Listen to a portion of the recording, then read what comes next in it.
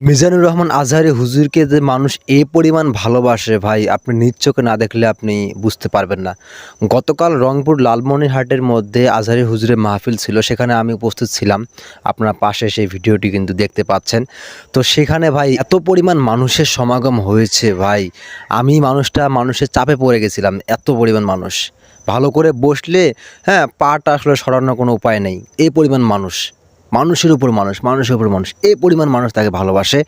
লক্ষ লক্ষ মানুষের সমাগম তার মাহফিলগুলোর মধ্যে হচ্ছে। দেখেন ভাই, আল্লাহ যাকে সম্মান দান করেন সেই কিন্তু সম্মানিত হয়েছে, তাই না? আমরা আল্লামা সাঈদীর ক্ষেত্রে দেখেছি যে কি পরিমাণ মানুষ তাকে ভালোবেসেছিল। আল্লামা সাঈদীর যুগে কিন্তু এরকম স্মার্টফোন ছিল না, এরকম অনলাইন তেমন একটা ছিল না, তাই না? তিনি সেই আদিম যুগে, বলা যায় আদিম যুগে, মানে 90 দশকের সময় কিন্তু তিনি জনপ্রিয়তার শীর্ষে অবস্থান করেছিলেন আল্লামা সাঈদী রাহিমাহুল্লাহ। আর বর্তমান সময় মিজানুর রহমান আজহারের সোশ্যাল মিডিয়ার সময় যেই পরিমাণ জনপ্রিয়তার শীর্ষে অবস্থান করতেছেন ভাই, একজন ইসলামিক স্কলার যে এত পরিমাণ জনপ্রিয়তা অর্জন করতে পারবে, এটা আসলে ভাই আপনার কল্পনার বাইরে। আপনি আজহারী হুজুরের মাহফিলগুলোতে মধ্যে অ্যাটেন্ড করেন, দেখবেন কি পরিমাণ মানুষের সমাগম হয়। আজহারী হুজুরের মাহফিলে জনস্রোত প্রমাণ করে যে আগামীর বাংলাদেশ ইসলামের বাংলাদেশ, আগামীর বাংলাদেশ কোরআনের বাংলাদেশ।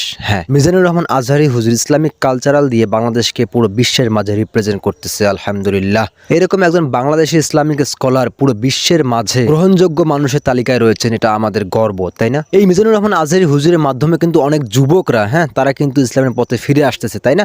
তারা কিন্তু এখন গান বাজনার কনসার্টে যাচ্ছে না, তারা কিন্তু বর্তমান যাচ্ছে ইসলামিক যে তাফসির যে প্রোগ্রামগুলো, সেখানে তারা শরিক হচ্ছে, আমরা কিন্তু দেখতে পাচ্ছি। আপনারা ভালো করে খেয়ালগুলো দেখতে পারবেন যে বর্তমান সমাজে তাফসির প্রোগ্রামগুলো হচ্ছে, আজহারী হুজুর সহ আরও যেগুলো ইসলামিক স্কলার রয়েছে, তাদের মাহফিলে কিন্তু বেশিরভাগ যুবকরা কিন্তু যাচ্ছে, তাই না? যে যুবকরা একটা সময় গান বাজনা নিয়ে মগ্ন ছিল, সেই যুবকরা বর্তমান সময়ে এসে তারা তাফসির প্রোগ্রামকে ভালোবাসতে শুরু করেছে। তার মানে কি, আগামীর বাংলাদেশ ইসলামের বাংলাদেশ, ইসলাম কায়েম হতে শুরু করেছে। গতকাল লালমনিরহাটের মধ্যে আজহারী হুজুরের মাহফিলে আমি শরিক হতে পেরে নিজেকে ধন্য মনে করতেছি, কারণ এত বড় একজন স্কলারের মাহফিলে আমি শরিক হতে পেরেছি।